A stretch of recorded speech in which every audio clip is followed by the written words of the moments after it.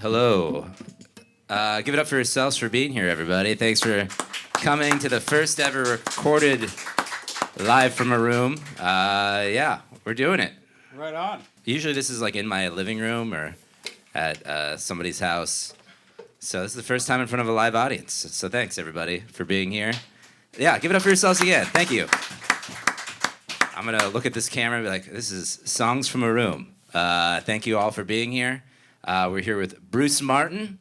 I call him the godfather of Pete's because he hosts the Sunday open mic here since Pete's infancy, really, right? Yeah, since it started. Since it started.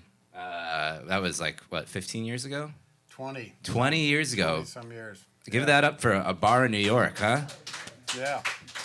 Yeah. I was here when Andy's the owner of the bar, and he was building this. He built like most of this place himself, and put up all the weird artwork, and I remember when he was building this room, and he goes like, "This is going to be the music room," and he wanted to have an open mic, like even before he was like thinking of starting the place, because he and I used to go to this open mic at a really crazy bar that's no longer around called the Ship's Mast.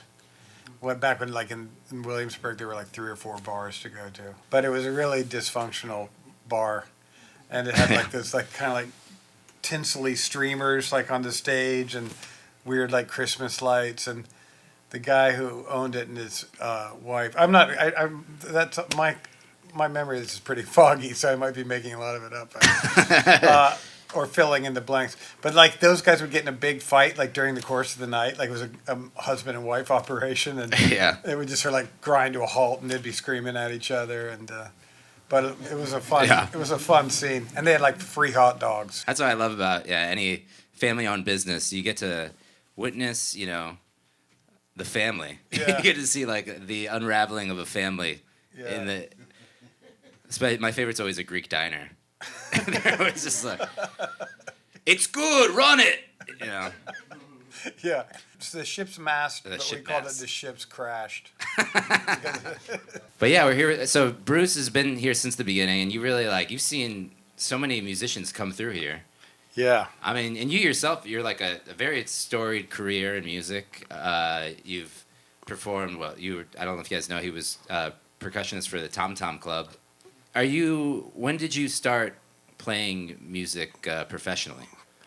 I guess when I was like, I mean, even when we were teenagers, we had bands, and I started playing drums. I started as a drummer, and my brother was a piano player. I had an older brother who was a piano player, so those, like the older brothers had their band, and then the bass player that was my best friend, who was like his older brother was the drummer in my brother's band. So then they'd rehearse and we'd like listen, and they'd be like, "Get out of here," and then they'd take a break. Then we'd like get on the instruments and try to play. And but we started getting little gigs at like schools, and but then when I was a teenager, I actually started playing like professionally with like 15 or 16, like with jazz bands, there was a really like big bands, because that's what like in the school music program, they all had these jazz big bands, and I was really into jazz at the time,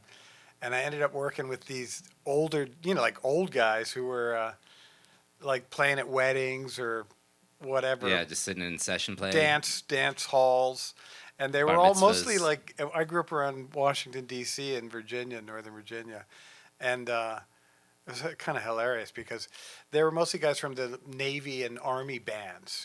Like those bands all had like full-time jazz groups. So these guys would be like, so they were like crusty guys. And then the leader of the band was a guy named Doc Dykeman, and he was a dentist. And he had like a bad toupee, and it was like, you couldn't describe it. Doc on the mic. But my dad used to have to drive before I got my driver's license. He have to drive me, or some old guy would come pick me up. And when I say old guy, those guys are probably younger than I am now. But when you're like 15, you're like, whoa, But it was a trip. Yeah, it was, Yeah, and then you started in D.C. playing around there. When did you come to New York? I came to New York after I left Virginia, and I went to study music at the North Carolina School of the Arts, which was like a high school and a music and a college on the same campus. So if you got in, your music classes were all like college level, you know. And so I went there for my senior year of high school and my first year of college, and met a bunch of people there. There I had a band with this guy named Kofi Burbridge, who he's passed away, but he was in Derek Truck's band as a keyboard player. And he and I had this like jazz fusion band, you know, we wrote all the music.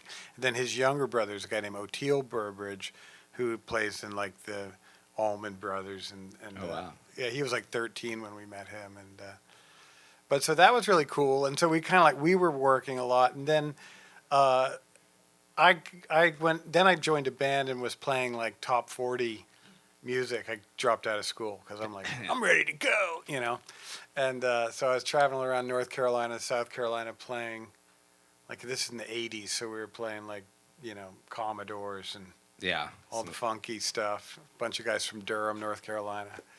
And then I went up to New York because I had a girlfriend that had been in the art school, and she was living in New York, and a whole bunch of people from that North Carolina school went to New York who were like dancers and actors. And is this like too much rambling, or should I? No, like Okay. I said, it's highly edited. So Okay.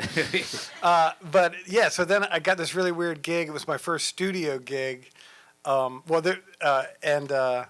It was playing for a music library, like where you could just buy like music that you could put behind anything, you know, without paying royalties. Like you pay for the music and you can put it behind a film or a TV or whatever. So you're just like And- pushing out jingles and stuff. Yeah, it was like Great Neck, Long Island, or Port Washington, Long Island, and the composer would write this stuff on the piano, and there would be a click track, and then I'd go in and it would be like completely disorganized, and he'd just be like, okay, keep, like, I'm playing along with the piano. He goes, okay, the piano's like in the headphones. The piano's going to drop out in a minute, but just keep playing, you know. But it was a great experience, you know. Well, I guess I think we're gearing into song So, territory.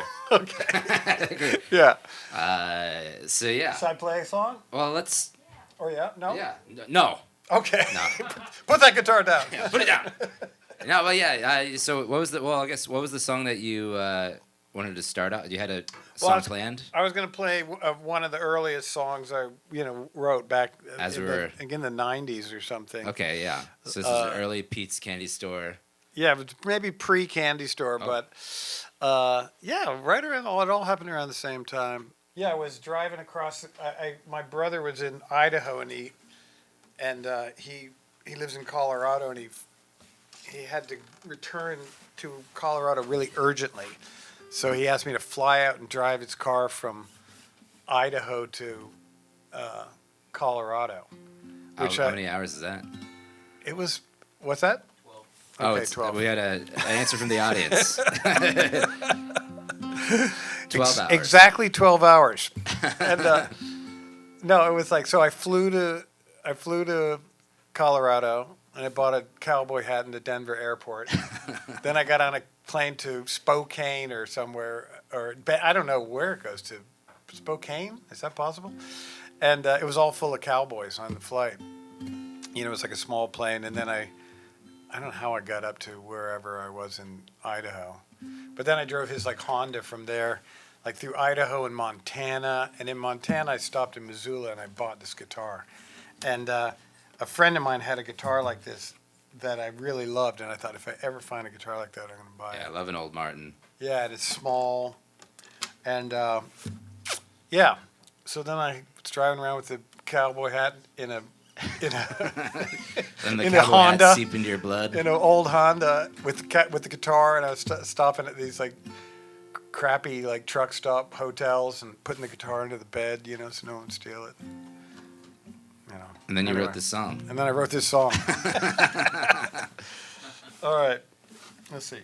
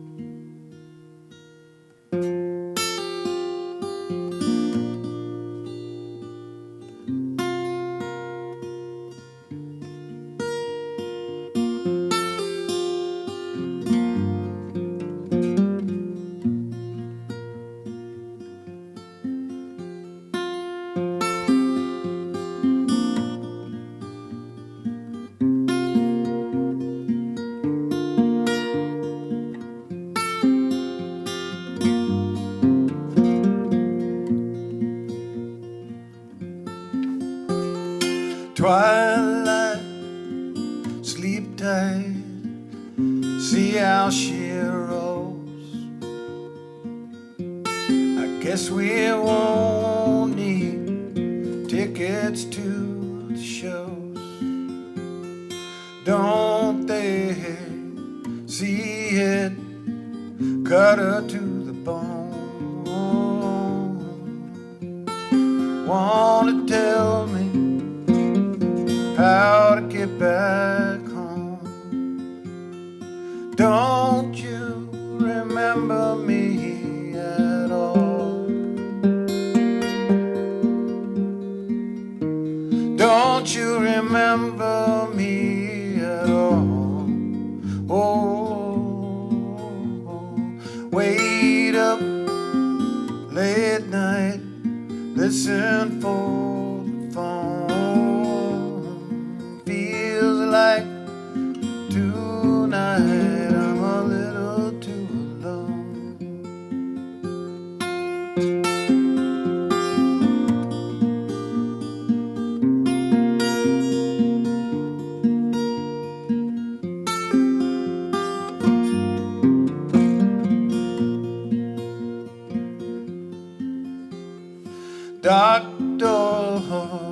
Doctor will give me something for this pain. I still love you, but I never caught your name. Won't you let me try and understand? If you show me, I will love you till the end. Don't you remember me at all? Don't you remember me at all? Oh, wait up late night, listen for the phone. Feels like tonight I'm a little too alone.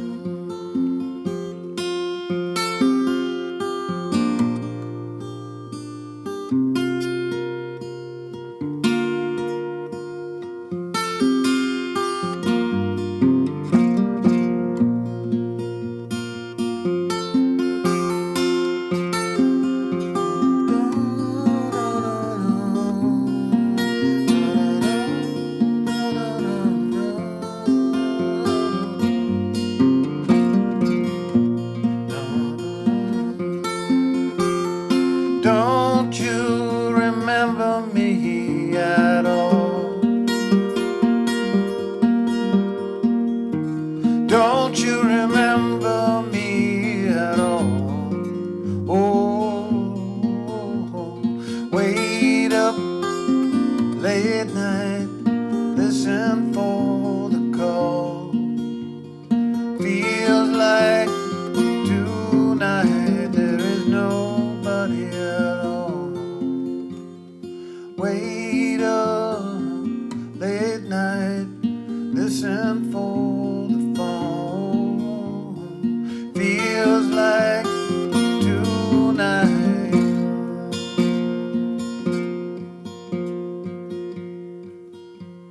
I'm a little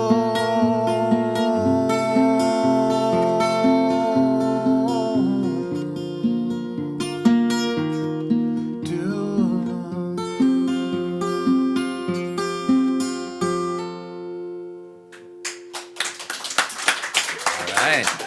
Yeah.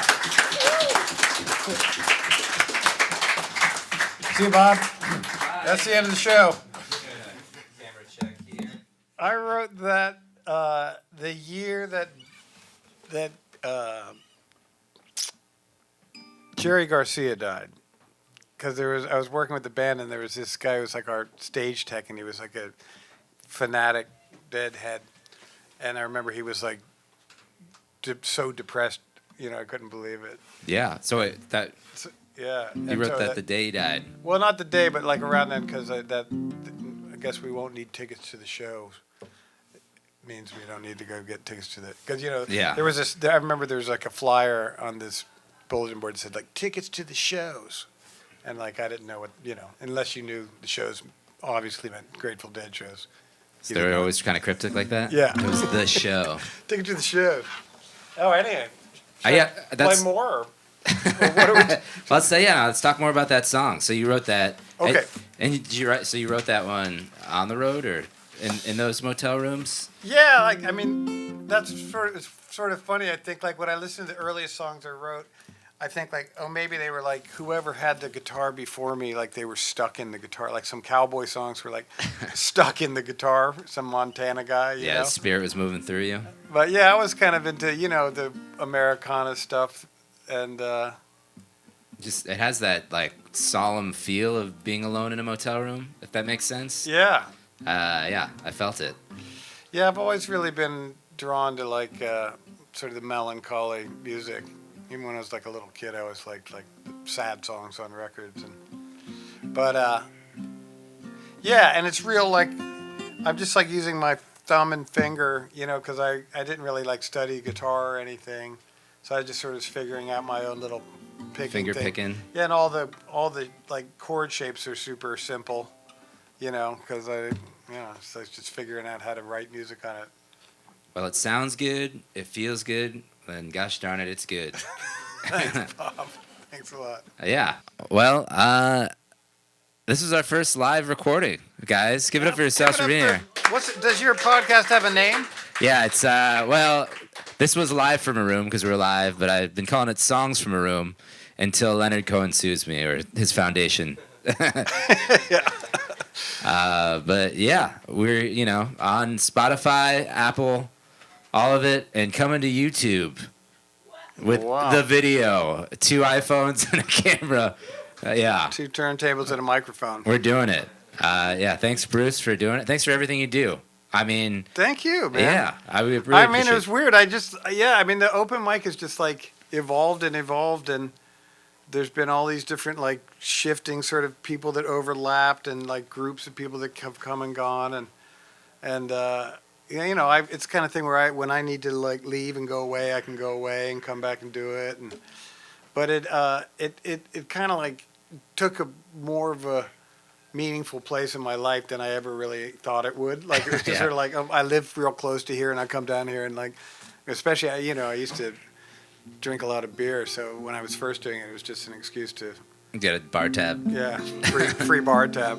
But yeah, and it's just like but it really is cool. And I mean, just yesterday we were doing it, and I just love like listening to music. Well, that was the episode, everybody. Thanks for listening. All Thanks for right. being a part of it. Yeah, thank you.